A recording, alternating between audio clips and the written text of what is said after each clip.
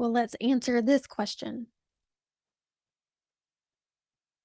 When I am successful, then I can blank.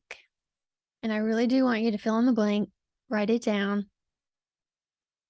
I told you this was a workshop. It's going to be interactive. So write that down for yourself.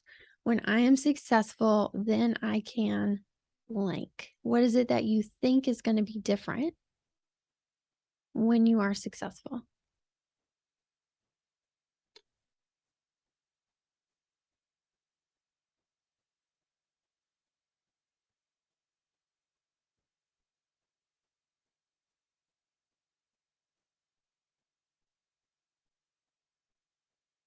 And if you want to be bold and share in the chat, you can.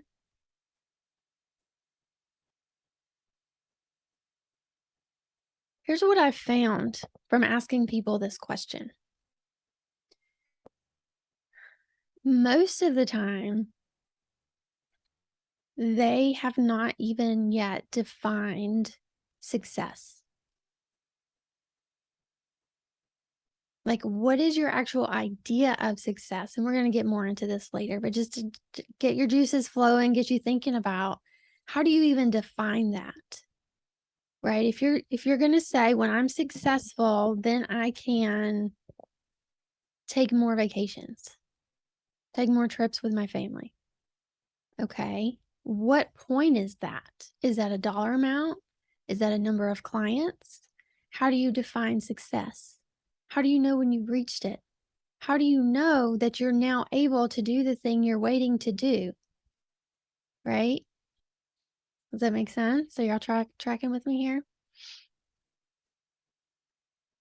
You're striving for clients and cash in your business, and you think if you just work more hours, work harder, try to figure out the right strategy, then things are really going to take off and you can start coasting.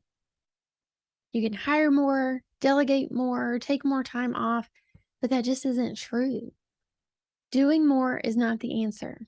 I know because I've lived it, right? And that was me. I was like, when I get to X amount, then I can just coast, right? I got to work hard until I get to there, and then I can coast. Then I can hire people. Then I can take things off my plate and give it to somebody else. Right? I very much had the mantra of like, I'll sleep when I'm dead kind of thing. Like, I worked myself into the ground, right? Doing more, I should say into the bed. It put me into the bed. I regularly had, I'm sorry, I'm hearing somebody. If y'all could just mute yourselves as you come on. Doing more ran me into the ground, or should I say ran me into the bed. I regularly had headaches, which often turned into migraines. I had at least one migraine a week for 15 years.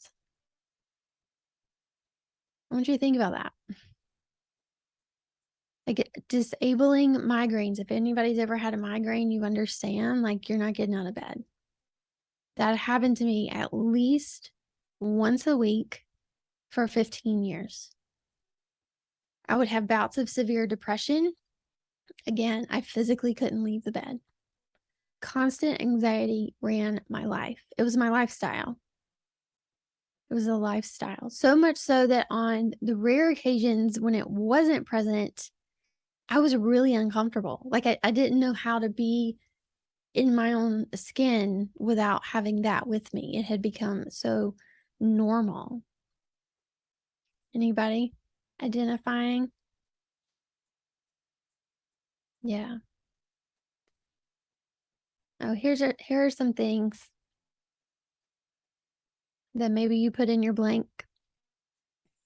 There are some of the things that I had in my blanks, right? When I'm successful, then I can work less hours. When I'm successful, I can spend more time with my family, delegate things, spend more time with God, right? How many of you get up and jump right into business in the morning and God gets lost somewhere along the way? Or what about give more? That sounds like a good, the right thing to do. When I'm successful, then I can give more. And yes, God wants us to be generous, and we're going to talk more about the money piece of it as well as we go. So let's talk about anxiety and the high achiever. It looks different. It looks different in the high achiever. So why am I talking about anxiety here? Because anxiety is going to lead you to burnout quicker. It accelerates the burnout process in your body. And maybe you don't use the word anxiety. Maybe you say stress. Maybe you say, maybe you say I'm stressed out. For me, I was maybe just because of my training, right? Being a therapist, I use the word anxiety a lot, but a lot of people don't. They wouldn't say they were an anxious person, but they would probably say I'm stressed out a lot. I work a lot. I'm tired a lot. Right? So let's look at this. What do people say? What are some of the things that you hear from other people? Oh, she's a hard worker. These are some of the things that I heard. All of these things on this list, can I tell you, came from performance reviews that I got at companies I worked for when I was in school. She's a hard worker. She's got a great work ethic. Susan is really organized and she is always punctual. Right? To me, if you're on time, you're late. So I was early everywhere I went. Right? And I didn't just meet the deadlines, I had things turned in early. I was always done ahead of time.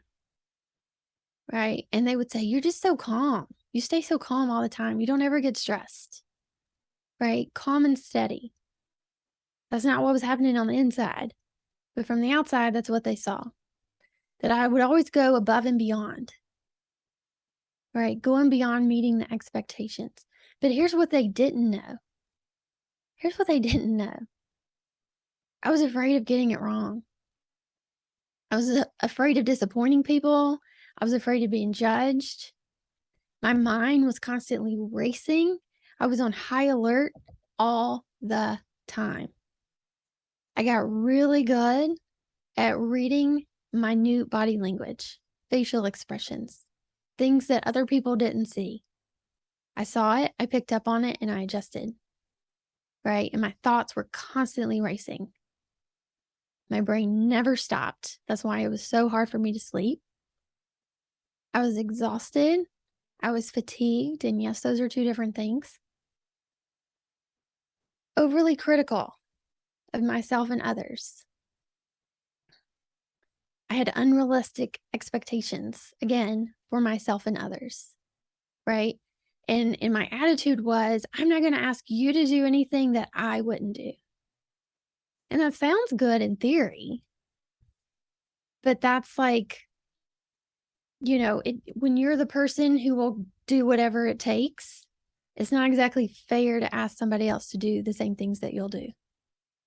Right? Because they're not going to have, here's the thing, anybody that you hire or have help in your business, they're not going to have the same drive and motivation that you do because it's your business. So there's an unrealistic expectation there to think that anybody who works for you is going to care about your company as much as you do. It's not going to happen because it's yours. Right? God gave it to you. And so just looking at all these things, I'm curious if anybody wants to share. Do you identify with any of these? Here's something I'll say to you too, that you certainly don't have to put in the chat, but just a couple of questions I want to ask for you to think about. Again, just that internal check. How many of you would say, I've become a slave to my business?